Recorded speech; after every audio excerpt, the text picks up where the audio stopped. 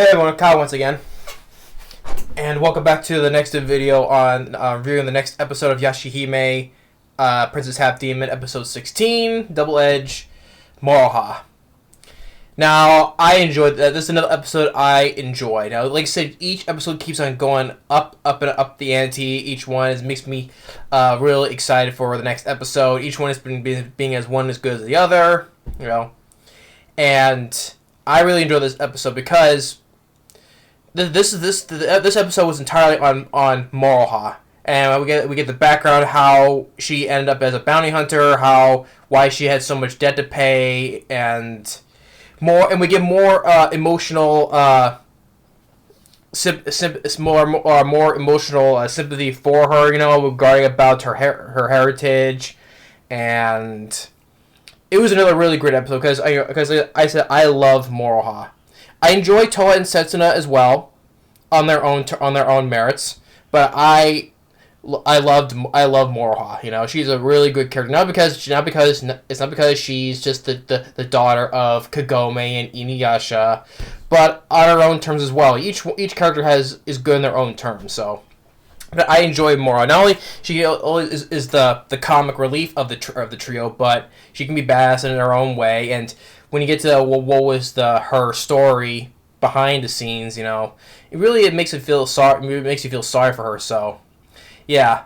But this episode, yeah, this focus is more on Moroha, and getting into it is like how it opens up. It meets with our three trio. They're already staying right there in front of somebody who is what Moroha trained with, her master, and her master who taught her from the Wolf Demon tribe by the name of Yaramagi, which I mentioned, like who was the person during that the second opening of Yashahime, the second opening, where there's a split quick shot of her cradling over this one person. Like, who was that person? Well, that was the who taught Moroha, you know, training her and all that. So Yaramagi is her name, and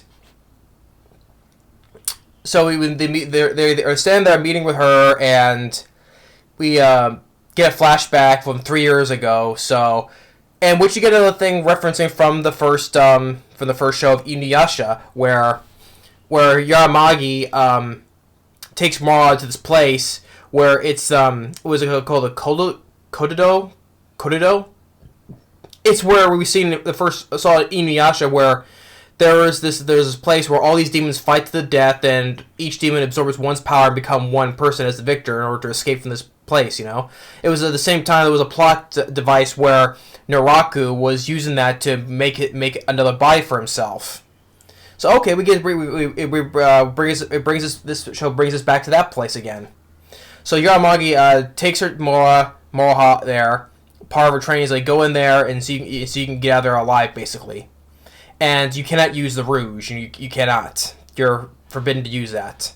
So Moroha goes in, sees it, and the demon has like become one, and wants to like.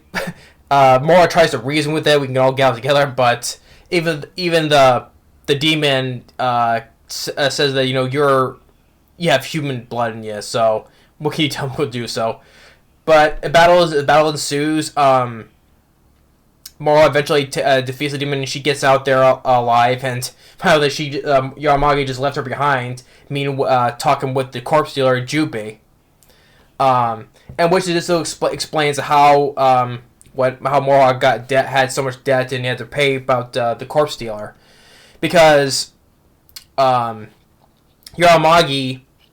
had stuff to pay for him as well, and it was also regarding about the armor of the Iron Rat, which was made from these blacksmith rats, which are the same creatures that made the robe of the fire rat. You know, the Inuyasha wore the robe was the robe of the fire rat in the Moroha as well. So, so she needed to go get this key from to unlock this armor, because what it does, though, even though it gives her great strength, though, but as time goes on, it will start shrinking and it will eventually crush her. So she needs to get this specific key to unlock the armor. And she starts paying with the Jubei some more, but it's still not enough. So then Moroha gets pissed and disses her. Wants to resign of being her teacher and all that, um Jubei suggests, why don't you pay her to me, give her to me, and like you buy you pay. It's like you buy her to give her to me, basically, and you also give her that sword, which what was the sword's name? The Kirnono. I forget what the name of the sword. This was Moroha's sword was. So she does that, gives her the sword, and Jubei tells her, you're a bounty hunter, and you pay until that death of the amount of money that Yaramai paid for you. So that's why she's getting all this money, so just to get all these bounties, and all this money to pay it off, so all this debt that she owes. So yeah, that gets explained there, and to get another flashback to when how more Yaramagi tells her about not using the rouge all the time, because she tell her while back in the present while they're fighting, tells her that they don't use the rouge, use your creative imagination. So, but it shows flashback when she used the rouge to become Beniyasha when she's fighting those birds of paradise, which that was also nice seeing those creatures again for the previous show when about when they met the wolf demon tribe of Koga and all that stuff. So but the birds of paradise, it was nice seeing those creatures again. So but Moroha, at desperation, she used it to become Beniyasha. She goes crazy and then accidentally scarring Yaramai's face and passing out. So, and while that happens, this weasel demon gives Yaramai that iron rat armor, sort of like, trick her to use it so that he doesn't, so that way he can get the thing off of himself. So, but it does give her the ability to take out all those birds demons out. So, but tells her, by using the rouge, that you'll lose your heart and all that stuff. Become more a monster than a demon, basically, if you're just using that at desperation and all that. And about the fear and all that stuff, but it is an interesting. Although I like to still, it's nice to see even though it's flashback, nice to see her use the rouge again though. But she really wants to use it that much because it was, like I said, he wants to use her own creative imagination to instead of using that, So, and then the more that when Yaramai does go to the blacksmith rats, they have all been killed by Konton. Konton has the key to open the armor, and which I said before, I like Konton. I think character design, while Cupid was a really cool looking design, I like Konton the best because of how the way he is, but his character shows how much of a villain he is, because from dialogue, he says that he didn't have. He says the rats are disgusting, and he didn't have to kill him, but he said he just felt like it, So it shows what of a villain that Konton really is. So, and I like Konton. I hope he. Well, with Kyubey, she was building her up until she just also got offed just like that though.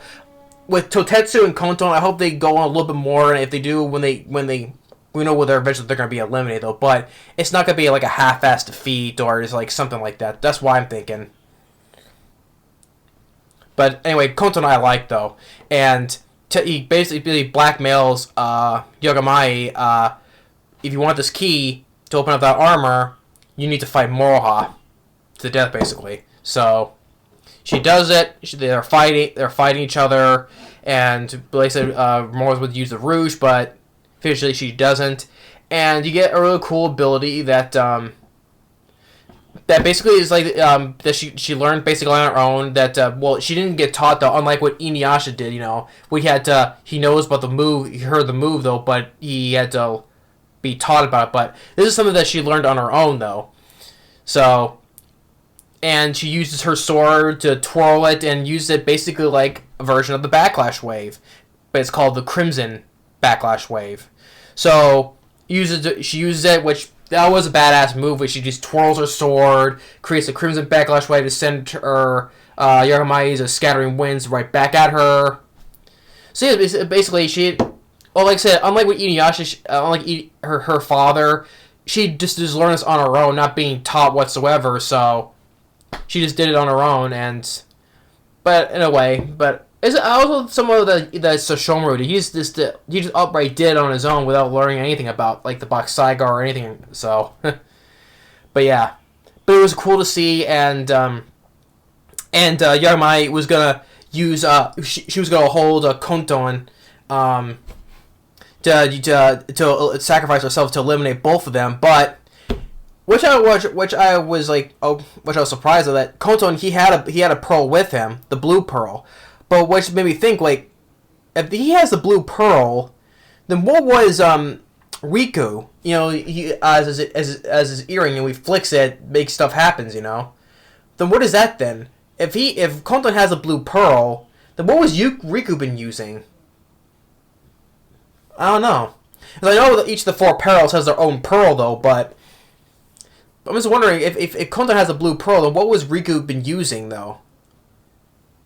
I don't think that he would lend Konton the one he has, so it has to be a different thing what he's been using on his ear, so I don't know.